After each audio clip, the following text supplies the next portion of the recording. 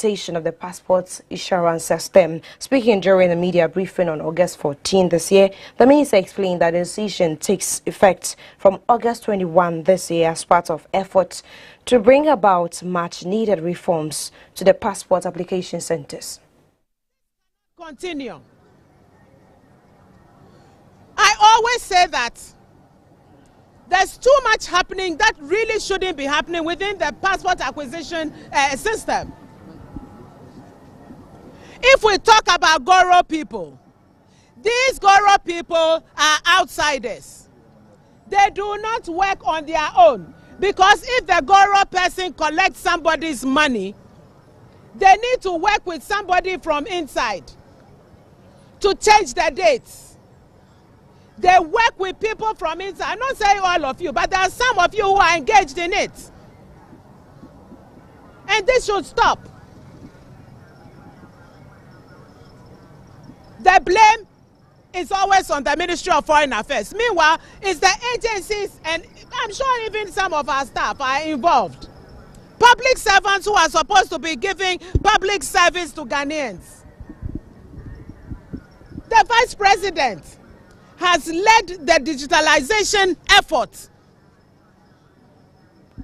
with my support and all of my officers to put in place an online system. Now the online system is being manipulated so that people can make money off it. There's an investigation going on and some names have been mentioned. And there are people from outside, a cartel, who are working with people from inside. Anybody who has been here for more than a year, from Monday, please do not come back, because you've been changed. We want to bring some sanity. Every time politicians are corrupt. Meanwhile, it's some public civil servants who will do things that shouldn't be done, and then they put it on politicians. We come, we do the right thing. I'm trying to bring sanity into the passport system. Away from that story, 3 companies are currently being probed by the Data Protection Commission over alleged breaches of data protection laws. Well, the 3 companies found in breach on August 14 are Hisense Ghana Limited, Quick Loan and Micro Investment Limited, and Mawako Fast Food. Officials of the 3 companies were picked up for questioning during the commencement of an enforcement exercise of data laws by the Data Protection Commission here in the Greater Accra region. Finished the last raid with Bemwa Royal Hospital. Since morning, we've been visiting and inviting data controllers who are non-compliant with the Data Protection Act at 843. Today, we have picked up institutions like Mawako. We have picked up institutions like Hisense. We have picked up microcredit, and also Caci. Ejabin Akrasi and Co. law firm. Bemwa will be reporting to the CID headquarters tomorrow morning, because the manager at post currently is attending to some patients and cannot go with us. But for the day, as we told you early on in the morning, our target was to actually bring to book data controllers whom we have contacted over the period to register and be compliant with their processing of personal data. That is just what we have done today, and the exercise continues tomorrow. We will continue to visit data controllers and ensure that they are compliant with the processing of personal data, and they are compliant with the Data Protection Act at 843 as required by law. These are institutions and individuals who collect our personal details, who collect our personal data to actually offer us services or a particular activity. So long as they collect this information, it's expected of them, 1, to register with the Data Protection Commission and also implement necessary and appropriate measures to safeguard the information they have collected from these individuals. And that is what we, the Data Protection Commission, is to ensure and supervise how they do this.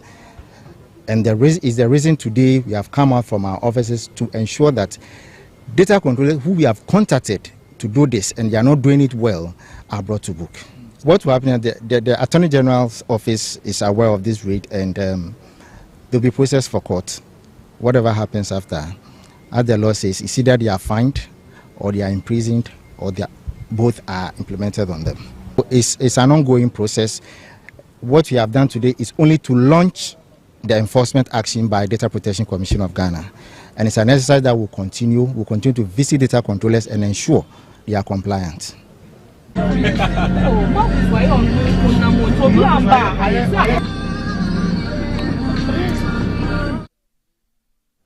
Now let's move to the Bono region, where women cocoa farmers in the Brekum district of the Bono region are calling for government's intervention towards encouraging young women, especially into cocoa farming.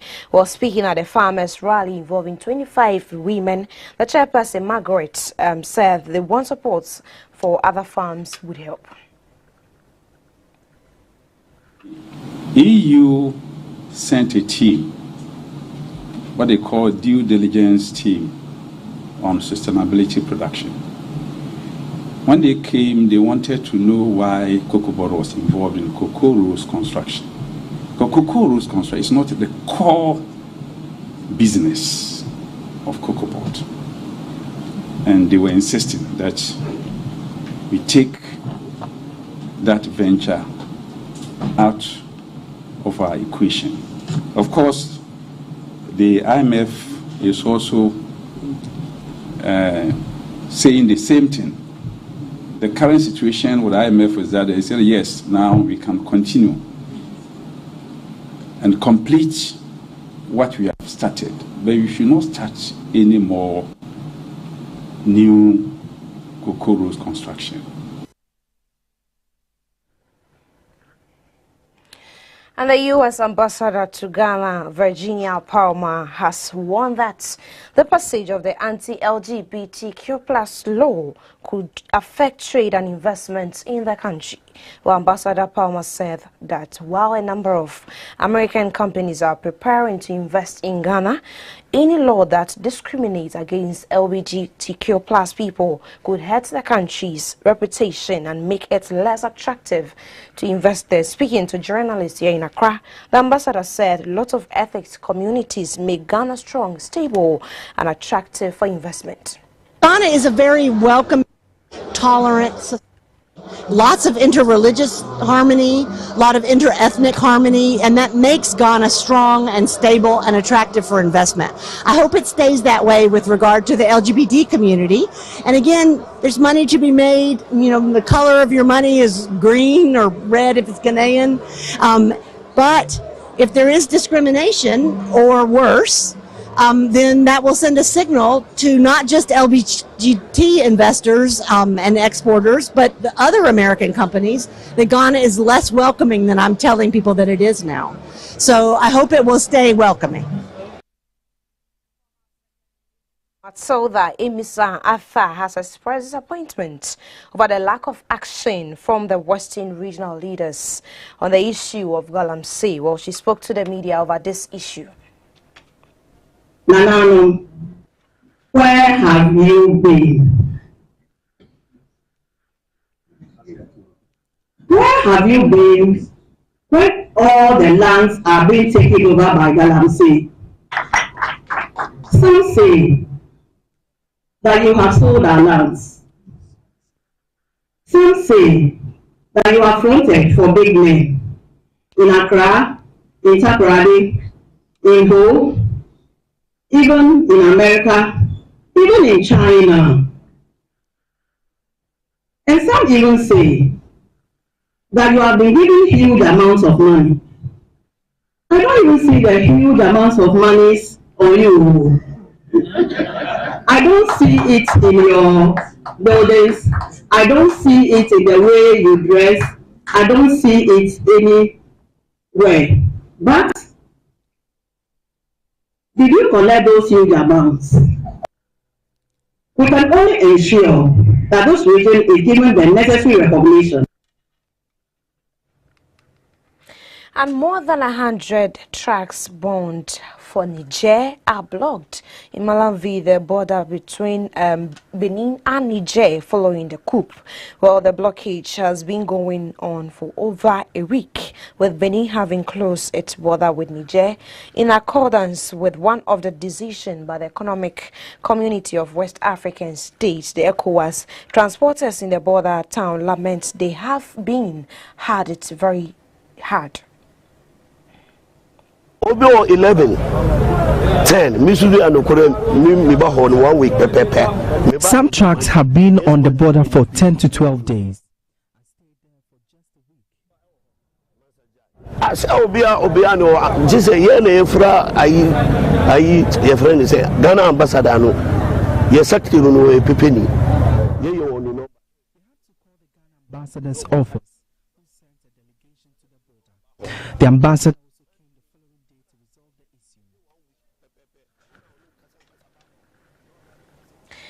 Now let's do a recent development stories where a damning 2022 corruption report on Ghana has shed light on the pervasive issue of bribery within the country's public sector. Well, according to the findings, police officers have emerged as the most susceptible to bribery among all public officials, with an alarming prevalence rate of 52.2%. The survey, conducted by the United Nations Office on Drugs and Crime in partnership with the Commission on Human Rights and Administrative Justice and the Ghana Statistical Service, presents a concerning snapshot of the extent of corruption.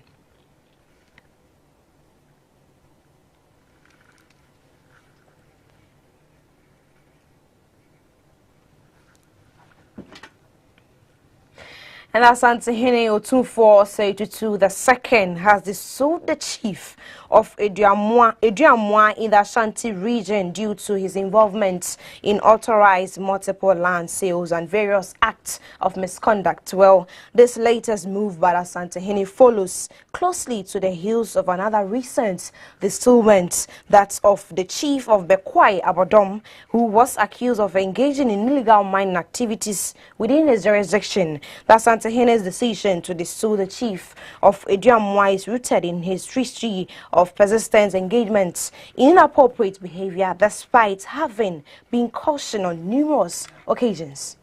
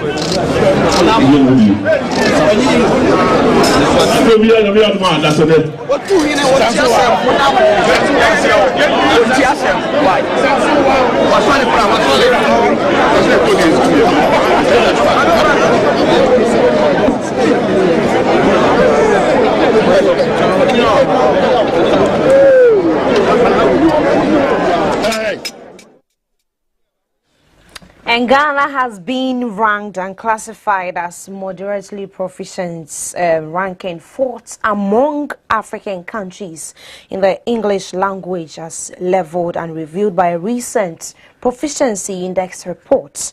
In the just released 2022 English Proficiency Index, the country has been ranked 41st globally among 111 countries, with a score of 529, falling below the levels of Russia, France, Cuba and Spain. In Africa, South Africa placed first, with Kenya and Nigeria assuming second and the third position respectively.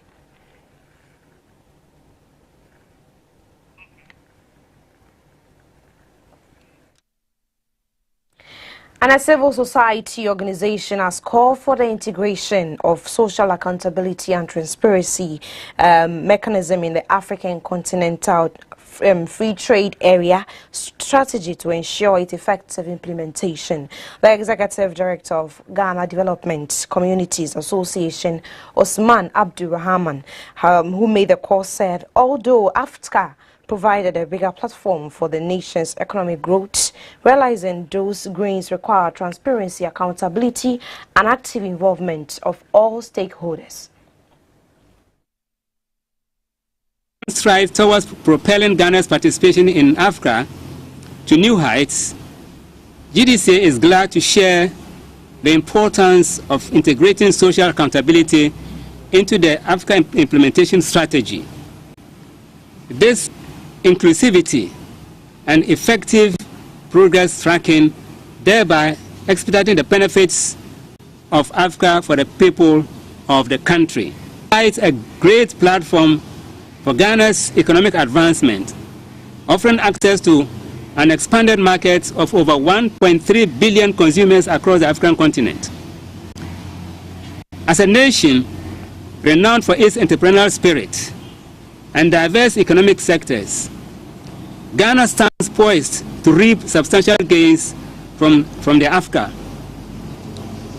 However, the successful realization of these gains requires an unwavering commitment to transparent governance and the active involvement of all stakeholders.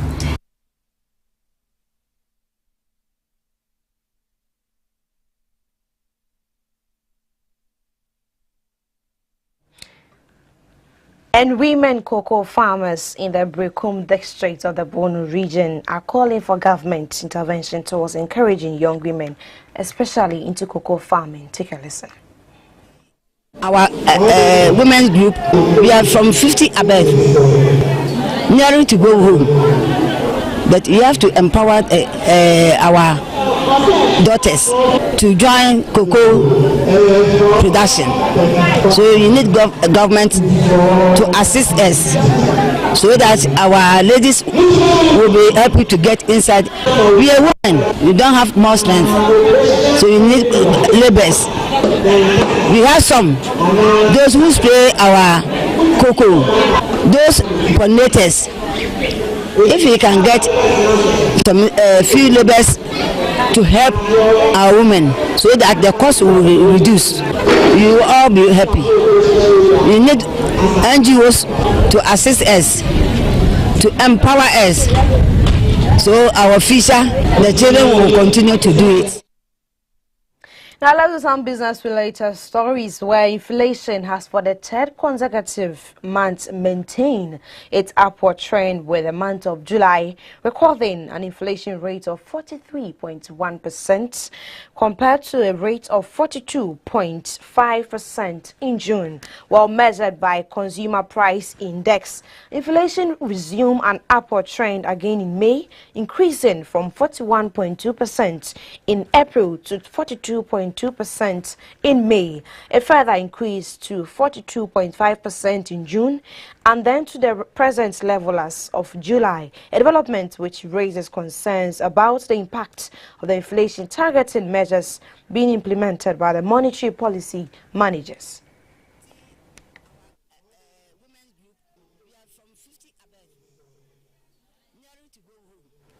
On our international front, South Africa's former president Jacob Zuma, who spent only 2 months of a 15-month sentence in prison in 2021, was granted a remission approved by President Cyril Ramaphosa on Friday, avoiding a decision that could have spent and sent him back to jail. Well, Zuma was jailed in July 2021 for defying a court order to appear at an inquiry into corruption. He was released on medical parole after 2 months, but a court judgment upheld by the Constitutional Court found that the decision was unlawful.